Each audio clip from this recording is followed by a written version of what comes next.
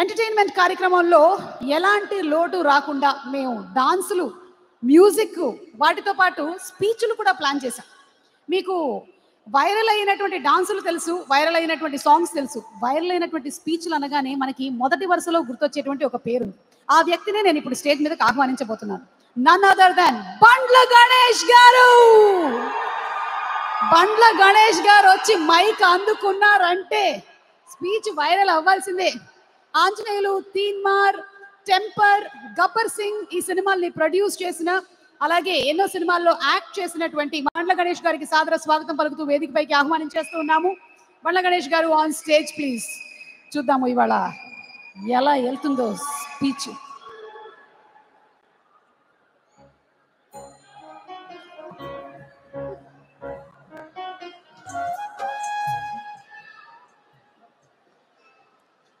అందరికీ నమస్కారం.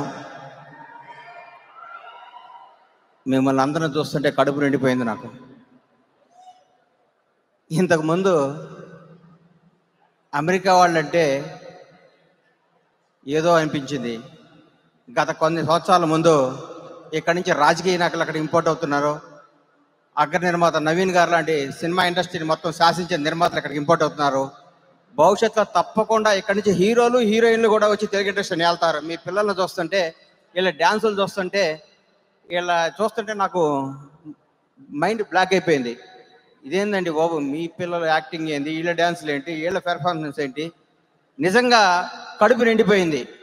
ఇంత అద్భుతంగా తెలుగు రాష్ట్రాల్లో ఉన్న ఏ పిల్లలు ఇంత బాగా చేయరు. నేను చెప్తున్నా, ఇంత బాగా ట్రైన్ చేస్తున్న పిల్లల తల్లిదండ్రులకి హృదయపూర్వకంగా పాదాభివందనాలమ్మా.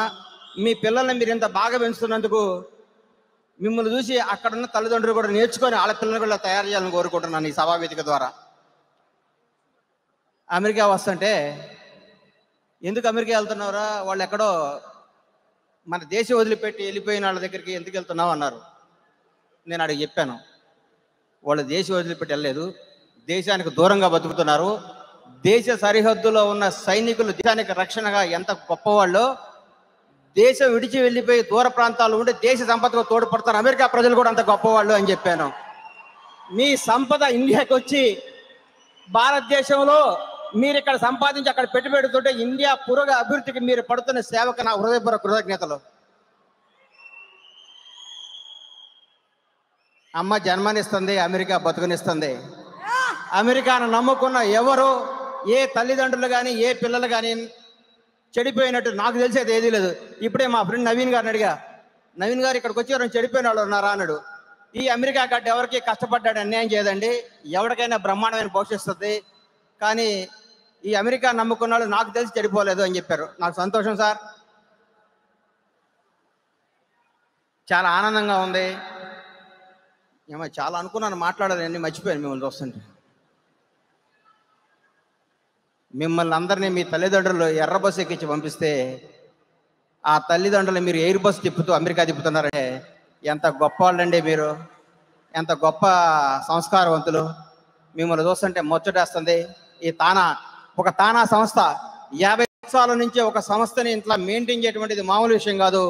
తానాన్ని మెయింటైన్ చేస్తున్న పెద్దలు, మిత్రులు గంగాధర్ గారు, జయరామన్న, నా ఆత్మీయుడు, నా ప్రాణ స్నేహితుడు, ఈ తానా గురించి ఎప్పుడు 24 గంటలు అనుక్షణం తానాని శ్రమించే నా ప్రాణ సతీష్ వేమన్న గారికి ఈ సందర్భంగా, ఈ తానా కోసం కష్టపడే అందరూ, ఉదయ్ కుమార్ చేపలమడికి కానీ తెలిసిన వాళ్ళు తెలియని వాళ్ళు ప్రతి ఒక్కళ్ళకి, తానా కోసం పాటుపడ్డ ప్రతి ఒక్క సోదరి సోదరులందరికీ ఈ సందర్భంగా తెలుగు రాష్ట్రాల ప్రజల తరపున మీ అందరికీ హృదయపూర్వక కృతజ్ఞత తెలియజేస్తున్నాను.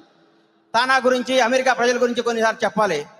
గత సంవత్సరం ఆంధ్రప్రదేశ్లో ఒక సునామీ లాంటి ఒక ఇన్సిడెంట్ జరిగినప్పుడు ప్రవాస ఆంధ్రులు, ప్రవాస తెలుగు వాళ్ళు, మీరు పడ్డ శ్రమ, మీరు పడ్డ కృషి, మీరు నిలబడ్డ వెన్నెముక, మీరు ఇచ్చిన పోరాట స్ఫూర్తి చాలా అతీతమైనది.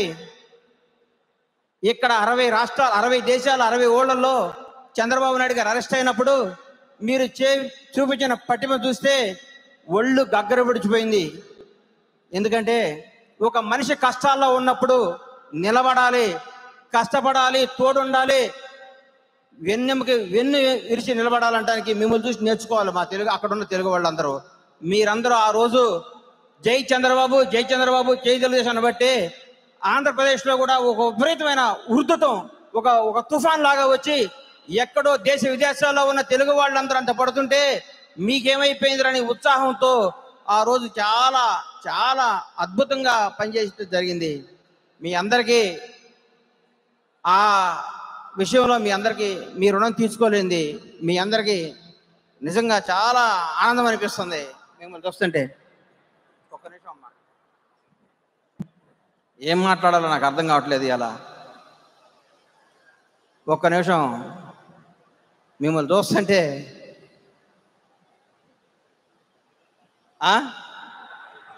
కళకళలాడిపోతున్నారు వాళ్ళందరూ కళకళలాడిపోతున్నారు. ఆడవాళ్ళు చూడండి ఎంత అందంగా కనిపిస్తున్నారు. అంత అందంగా ఉండేటువంటి ఆడవాళ్ళ ఫోటోలు తీసినటువంటి మగవాళ్ళు కూడా అంతే అందంగా ఉన్నారు. మగవాళ్ళు ఆడ స్త్రీమూర్తుల ముందు మగవాళ్ళు ఎంతైనా దగ్గర దొరికే కదమ్మా. అవును, నేను ఒప్పుకుంటాను.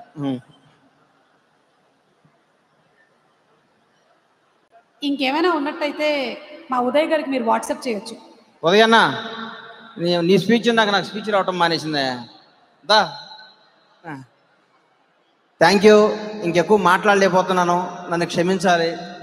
ఆల్రెడీ మాకు కావాల్సిన పాయింట్లు వచ్చేసాయి. ఎర్ర బస్సు, ఎయిర్ బస్సు, అబ్బా రాలేదు. అసలు బండ్ల గణేష్ గారు ఈ అవకాశం ఇచ్చిన మీ అందరికీ నా హృదయపూర్వక కృతజ్ఞతలు. Thank you so much Bandla Ganesh గారు.